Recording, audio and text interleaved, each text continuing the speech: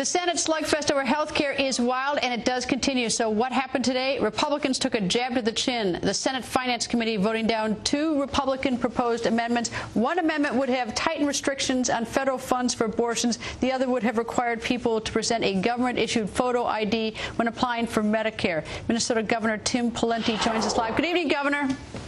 Good evening, Greta.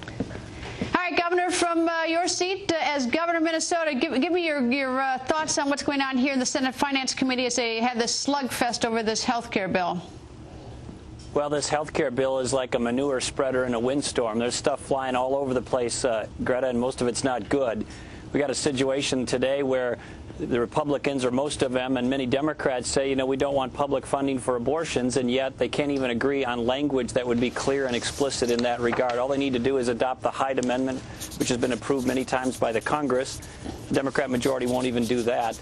And on this issue of just making sure we have proper identification before people are presented with and receive the public benefits, that's a common sense and reasonable proposal. Well, they won't do that. So this is hardball time by the Democrats, and it's unfortunate.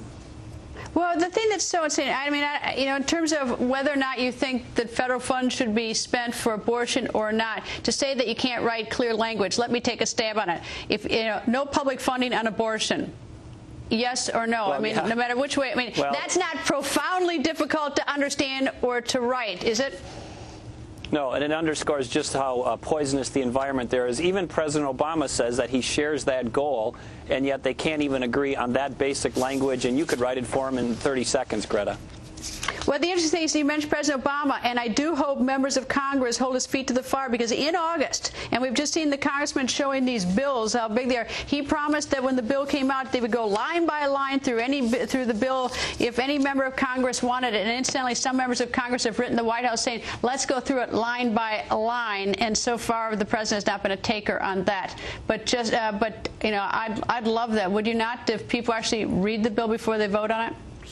Well, of course, it's common sense, and in the world of 2009, when everything's available almost instantly online, to think the United States Congress can't do the American people the courtesy, much less their colleagues the courtesy, of allowing them to read the darn bill, it's outrageous, it's ludicrous, it's ridiculous, and they should be held to account. And the reason they don't want to put it online is because they're hiding stuff, because they know it's not good, and they're going to get criticized some more. But they should stand up and explain themselves, starting with putting their product on the table. All right, let me give you a hypothetical, since I know tomorrow there's going to be a new PAC launched. If it were President Pawlenty, would it be transparent? Well, it should be transparent no matter who's president or who's in Congress. But I'm teasing you. Let me give you a Packer question now. Next Monday night, the Vikings and the Packers in the Metrodome. Can you say Skol Vikings, Greta? Skol Vikings. Repeat. You know, this is so painful. This is so profoundly painful. You don't have to discuss this one on camera, but it is going to be a big game. Brett Favre wearing a purple number 4 and all those green and gold coming into that stadium. All right, let me ask you about your PAC. It's being launched tomorrow, sir? Well, we do have a PAC that we're going to be launching. It's details to come out tomorrow, yes. Do we get any sort of sneak peek tonight? Well, other than it's going to be a federal PAC to assist other candidates who are running for office and to advance conservative ideas. It's going to be called Freedom First, putting emphasis on freedom and liberty as the foundational focus for our country and for our public policies. Well, you know, sort of interesting looking at you as a candidate. I know that you don't say that you're running for president in the next round, but you are in a sort of left-leaning state of Minnesota, yet you have a 56% approval rating, which is very high, and you're starting a PAC tomorrow. I know you don't make the announcement, but you're certainly not saying no to this, are you? I don't know what I'm going to do, Greta. I really don't. This PAC is designed to help other candidates and advance the cause. But as to what I personally am going to do some years down the road, I don't know. I'm going to continue to speak out on these issues, and we'll see where that leads. But I don't know what my future holds. Yeah, would care to weigh in on this big discussion tomorrow in Switzerland about Iran and its nuclear weapons program? Well, the main thing we want to talk about is nuclear weapons, and they're saying that's the one thing they refuse to talk about. So I'm really quite concerned that the United States is lending its prestige, the prestige of this administration, to discussions with a country that won't entertain the main issue. And I think they're jerking our chain around. And I don't think we should be engaging in discussions with them until they reflect a serious willingness to do that, and that includes putting the #1 issue on the table.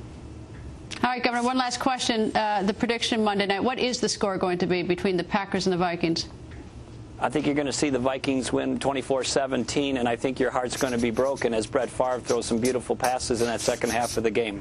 Oh, can you beat that pass at the end of the last game? I saw in the last 2 seconds of Brett Favre down on the ground looking up as he sees his receiver catch that ball and win that game. It was an amazing pass. Yeah, and we're glad to have him in Viking purple. I know it breaks your heart, Greta, but this too shall pass, and you'll have fond memories of his time in Lambeau. Governor, thank you, and everyone will be watching Monday night. Thank you, Governor. All right, great, thank you.